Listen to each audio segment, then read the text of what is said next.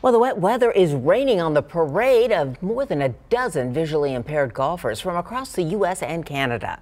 It was a game of the blind serving the blind as the American blind teed off for their 10th annual tournament. Eyewitness News reporter Jon Coker explains while many may not have been able to see the course they played on, they could clearly see all the possibilities ahead. This golf tournament brings in, number one, blind golfers from all over the country, in Canada, even Europe in some cases. So it draws a lot of attention to people who have visual impairments and also what they're actually capable of doing. In addition, it raises funds for our children's program each and every year. So it allows us to serve roughly 500 kids every year. Lighthouse has been our sponsor for 10 years. We have 21 players and 21 coaches. The blind golfers have to have a coach. At first glance, I gotta admit, I had a hard time believing that all of these golfers were legally blind. They took on every hole like the pros, with their eyes on the ultimate prize, which was raising money for visually impaired children through the Lighthouse.